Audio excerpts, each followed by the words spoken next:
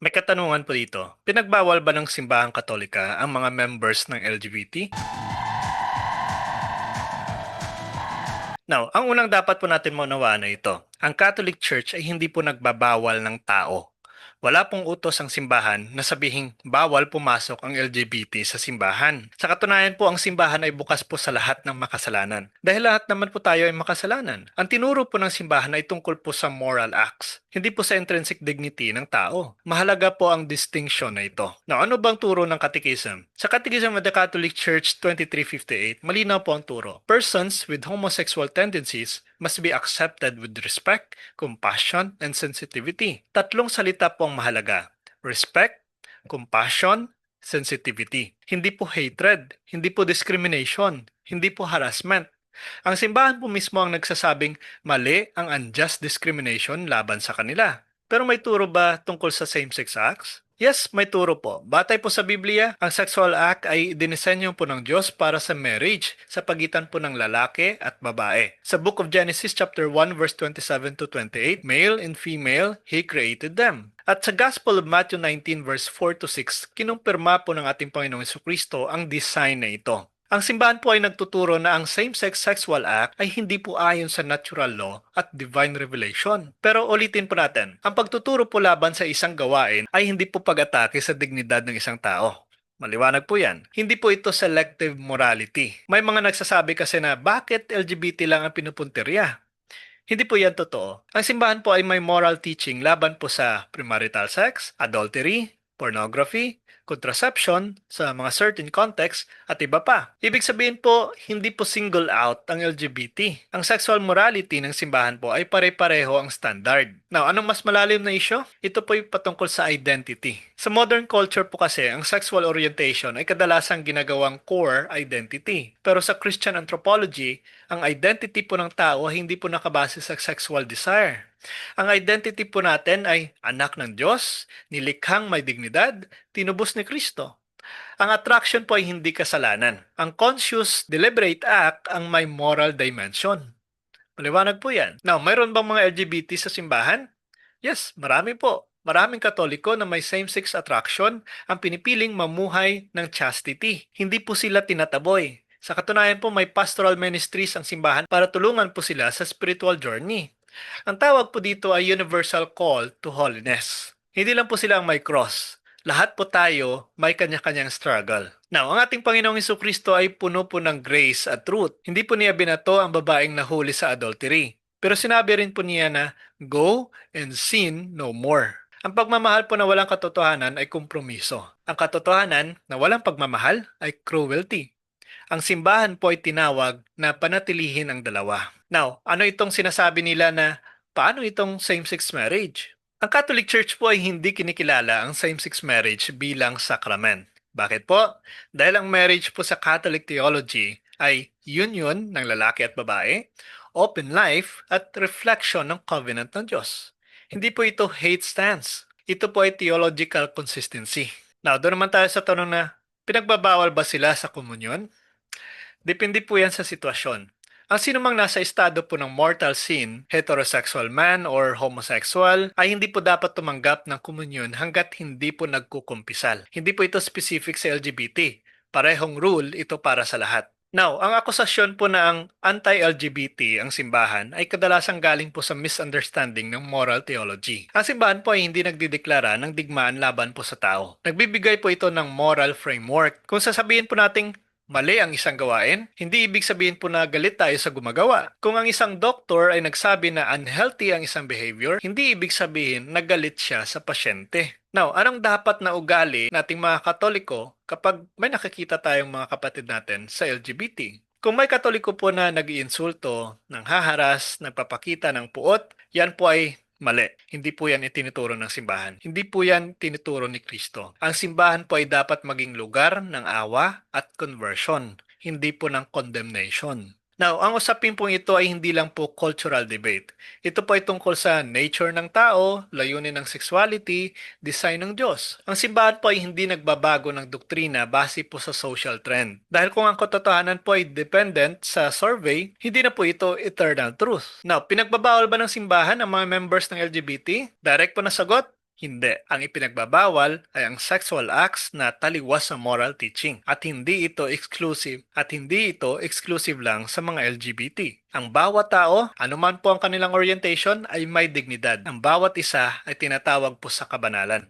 Now, doon po sa claim na pinagbabawal ba ng simbahan ang LGBT, maliwanag po ang sagot natin dyan. Isang malaking mali. Wala pong dokumento, walang katikism, walang official teaching na nagsasabing bawal po ang LGBT sa simbahan. Ang totoo po, malinaw po sa Catechism of the Catholic Church 2358, persons with homosexual tendencies must be accepted with respect, compassion, and sensitivity. Tatlong salita po yan, hindi bagay sa hate institution narrative. Respect, compassion, sensitivity. Kung anti-LGBT pong simbahan, bakit malinaw na ipinagbabawal ang unjust discrimination?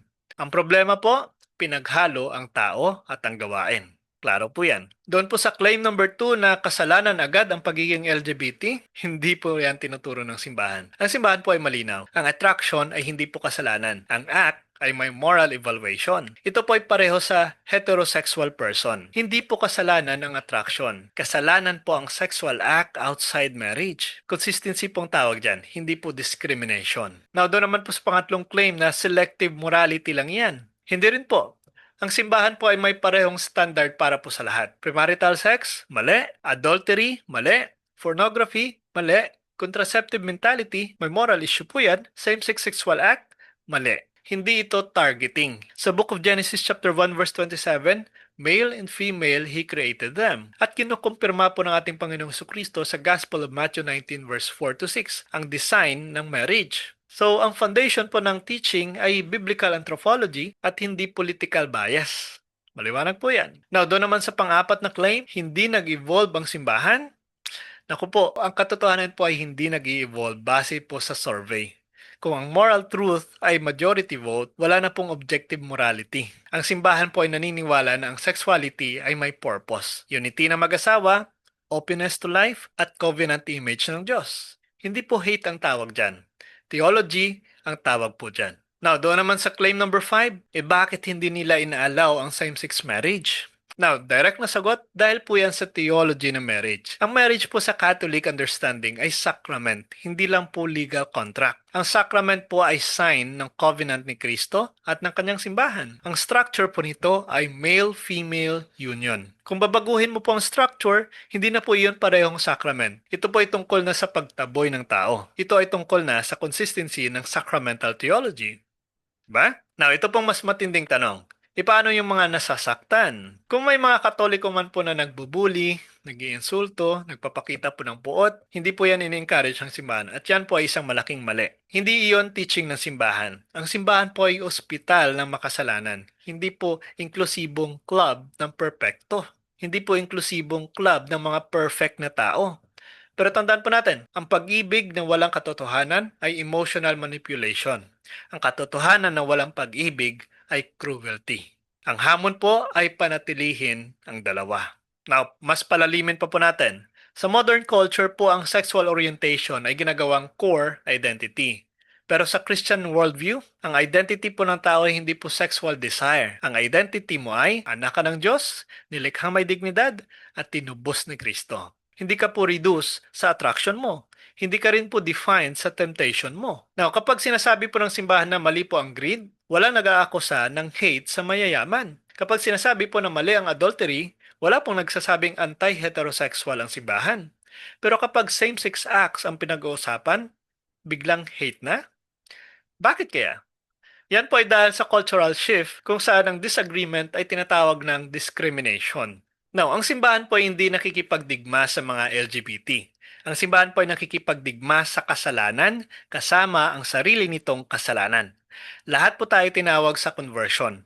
Lahat po tayo may krus. Hindi po yan espesyal sa moral demand sa isang grupo. Pareho po ang role sa lahat, mapa-LGBT ka man o mapa-ordinaryong katoliko ka man. Kung nasa estado ka po ng mortal sin, hindi po dapat tumanggap ng komunyon hanggat hindi po nagkukumpisal. Hindi po ito exclusive lang sa member ng LGBT. Ito po ay universal discipline. Kahit hindi ka man LGBT, kapag nagkasala ka ng mortal sin, ay pinagbabawal na sa iyo na tumanggap ng komunyon. Maliwanag po yan sa sinasabi rin ni San Pablo. Now, Ito pong mas malalim na issue. Sa panahon po ngayon, ang pag-ibig ay kadalasang equated sa approval. Pero sa Christianity po, ang pag-ibig ay willing ang good na tao kahit mahirap. Kung naniniwala pong simbahan na may design ang Diyos sa sexuality, hindi po nito kayang sabihing okay lang kung taliwas dito. Hindi po dahil galit, kundi dahil naniniwala itong may objective moral order. Now, again, pinagbabawal ba ng simbahan ng LGBT? Direct po na sagot, isang malaking hindi. Tinawag po sila gaya po ng lahat sa kabanalan. Hindi ina-affirm ang bawat desire. Pero hindi rin po disqualified ang dignidad. Ang pinto po ng simbahan ay bukas, ang tawag sa conversion ay para po sa lahat. Kung ang disagreement po ay hate, wala nang pwedeng magkaiba ng paniniwala. Kung ang moral teaching ay oppression, wala nang objective truth. Ang simbahan po ay hindi perpekto ang mga miyembro, pero malinaw po ang doktrina. Lahat may dignidad, lahat tinawag sa kabanalan, lahat kailangan ng awa, lahat kailangan ng katotohanan. Handa ba tayong tanggapin na ang pag-ibig ng Diyos minsan ay humahamon, hindi lang uma-affirm? Paki-comment po ang inyong sagot sa ating comment section na sinasabing, yes, tinatanggap ko ang Diyos kahit sa anumang sitwasyon. God bless po sa ating lahat.